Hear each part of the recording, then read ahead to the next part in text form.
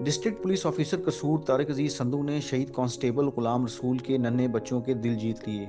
DPO आज अचानक शहीद के घर पहुंचे तो नन्ही बच्ची ने गेट पर इस्तकबाल किया।